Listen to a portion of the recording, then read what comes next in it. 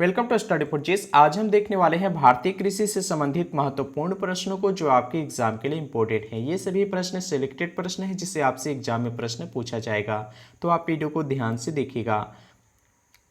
आज का पहला प्रश्न है कि भारत में चुकंदर से चीनी बनाने का प्रयास का श्रेय किसे दिया गया। फ्रेंड्स, अगर इनमें से किसी का भी आंसर आपको पता है तो आप हमें कमेंट बॉक्स में लिख सकते हैं। इसके लिए प्रत्येक प्रश्न में आपको 3 सेकंड का समय दिया जाएगा। और फ्रेंड्स, मैं आपको ये भी बता दूं कि ये जो मैं प्रश्न आपके कराने वाला हूं ना, ये प्रश्न आपका एग्जाम में पूछा हुआ है और आने वाले एग्जाम में भी आपसे पूछा जाएगा, तो आप वीडियो को ध्यान से देखिएगा। तो चलिए, भारत में चुकंदर से चीनी बनाने का प्रयास का श्रेय ये डॉक्टर BC गुप्ता को दिया गया है। ठीक है, तो इस प्रश्न का सही आंसर होगा ऑप्शन नंबर ए। अगला क्वेश्चन है कि भारत की किस कृषि वैज्ञानिक को प्रथम विश्व खाद्य पुरस्कार से सम्मानित किया गया। काफी इंपॉर्टेंट है आपके एग्जाम के लिए।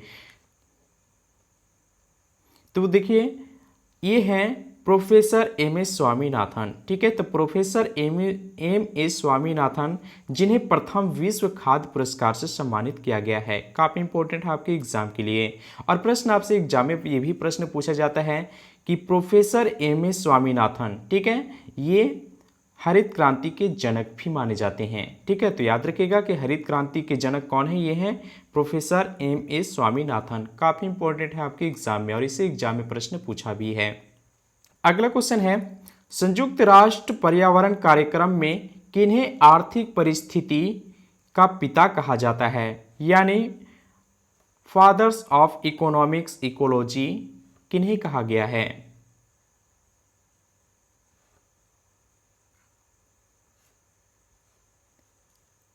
आंसर होगा इसका professor M.A. Swaminathan. Professor M.A. Swaminathan को आर्थिक परिदृश्य का पिता यानी फादर्स ऑफ इकोनॉमिक्स इकोलॉजी भी कहा गया है। काफी इंपॉर्टेंट है आपके एग्जाम के लिए। अगला क्वेश्चन है कि निम्नलिखित में से कौन सी भारतीय निर्यातक की परंपरागत वस्तु है। आंसर होगा खालें, जूट उत्पादन और चीनी। ये तीनों भारतीय निर्यातक की परंपरागत वस्तुएं हैं। ये पशुओं से प्राप्त किया जाता है खाले, ठीक है, जूट आपका और अगला है आपका चीनी। ये तीनों भारत की निर्यातक परंपरागत वस्तु हैं।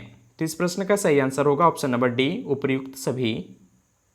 अगला क्वेश्चन है, भारत में सर्वाधिक सिंचित क्षेत्र वाला राज्य कौन है।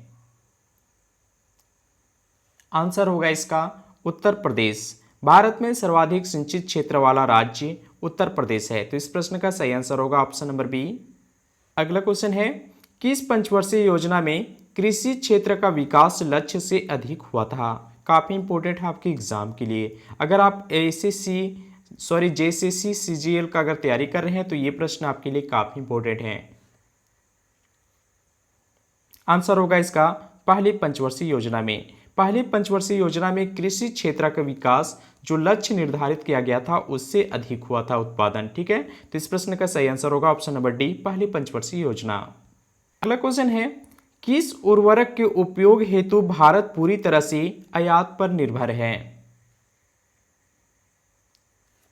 आंसर होगा पोटास। पोटास के लिए, ठीक है, भारत पूरी तरह से आयात पर निर्भर है दूसरे देशों के प्रति। तो इस प्रश्न का सही आंसर होगा ऑप्शन नंबर सी। अगला क्वेश्चन है, ऊसर मृदा सुधारक के रूप में किसका प्रयोग किया जाता है। आंसर होगा जिप्सम का। ऊसर मृदा सुधार के लिए जिप्सम का प्रयोग किया जाता है। ठीक है, तो इस प्रश्न का सही आंसर होगा ऑप्शन नंबर सी। अगला क्वेश्चन है, किस पंचवर्षीय योजना में कृषि ने ऋणात्मक विकास प्रदर्शित किया। प्रश्न आपसे पूछा जा रहा है, किस पंचवर्षीय योजना में कृषि ने ऋणात्मक विकास प्रदर्शित किया, यानी जो लक्ष्य रखा गया था उससे उत्पादन कम हुआ है। आंसर होगा तीसरे पंचवर्षीय योजना में। तीसरे पंचवर्षीय योजना में कृषि ने ऋणात्मक विकास प्रदर्शित किया है। तो इस प्रश्न का सही आंसर होगा ऑप्शन नंबर ए।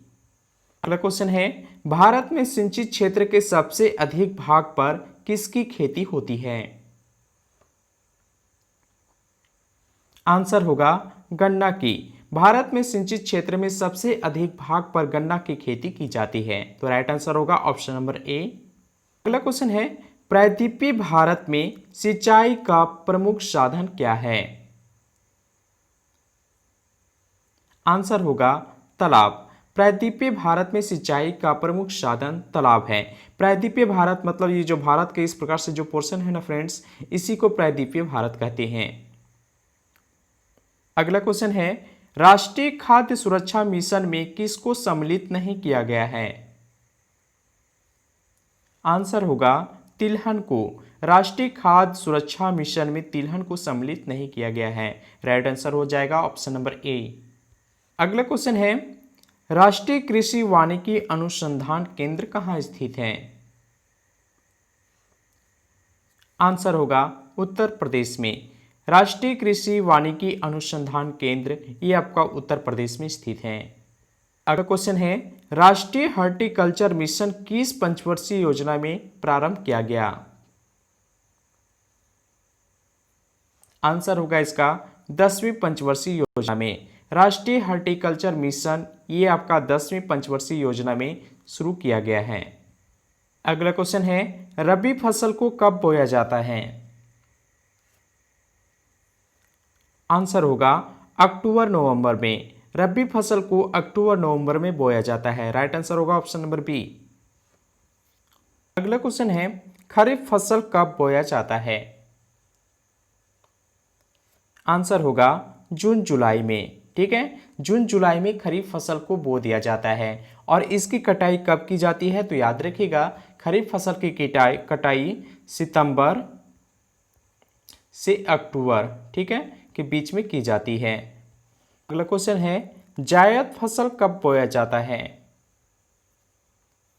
आंसर होगा मार्च में। जायद फसल मार्च में बोया जाता है और इसकी कटाई यानी जायद फसल की कटाई जून में की जाती है। तो याद रखिएगा, काफी इंपॉर्टेंट है आपके एग्जाम के लिए। अगला क्वेश्चन है, निम्नलिखित में कौन सी खरीफ फसल नहीं है? आंसर होगा गन्ना। गन्ना खरीफ फसल नहीं है। बाकी कपास, जूट और सोयाबीन ये आपका खरीफ फसल है। गन्ना की बात की जाए तो ये आपका रबी फसल है। याद रखिएगा, गन्ना एक रबी फसल है। अगला क्वेश्चन है, निम्नलिखित में से कौन सी रबी फसल नहीं है? आंसर होगा ज्वार। ज्वार एक रबी फसल नहीं है, बल्कि यह एक खरीफ फसल है। काफी इंपॉर्टेंट है आपके एग्जाम के लिए।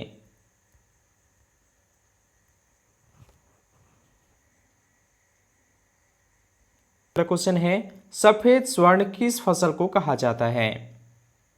आंसर होगा कपास को। सफेद स्वर्ण कपास को कहा जाता है। क्वेश्चन है, कपास के उत्पादन में भारत का विश्व में कौन सा स्थान है? आंसर होगा पहला। कपास के उत्पादन में भारत का विश्व में पहला स्थान है। ऑप्शन नंबर ए इसका राइट आंसर है। थोड़ा सा यहाँ पे आपको फैक्ट क्वेश्चन भी बता देता हूँ कि ये कपास के उत्पादन में पहला स्थान आपका भारत का है। ठीक है, उसके बाद दूसरा स्थान, ठीक है, दूसरे स्थान पे आपका चीन है। अगर हम इसका क्षेत्रफल की दृष्टि से बात करें कि सर्वाधिक क्षेत्रफल में कपास का उत्पादन किस देश में किया जाता है, तो याद रखिएगा कि यह भारत में ही सर्वाधिक, ठीक है, यानी भारत में ही क्षेत्रफल की दृष्टि से सर्वाधिक इसका उत्पादन किया जाता है। क्वेश्चन है, जूट के उत्पादन में भारत का स्थान विश्व में क्यों है?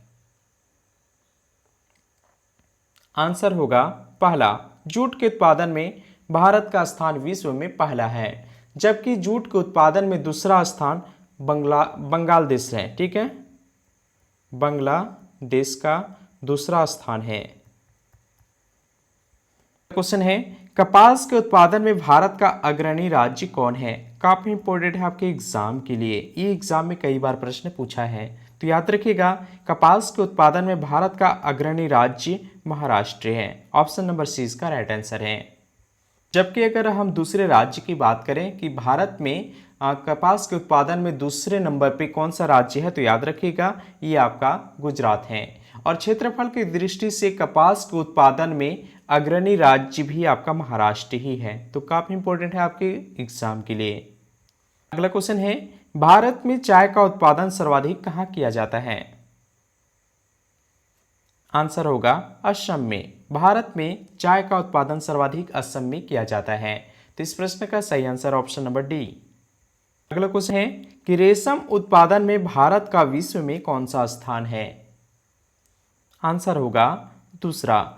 रेशम उत्पादन में भारत का विश्व में दूसरा स्थान है। ठीक है, तो इस प्रश्न का सही आंसर है ऑप्शन नंबर बी। उम्मीद है आपको वीडियो अच्छा लगा होगा, तो आप वीडियो को लाइक और शेयर करेंगे। मिलते हैं अगले क्वेश्चन के साथ। Thank you watching my video.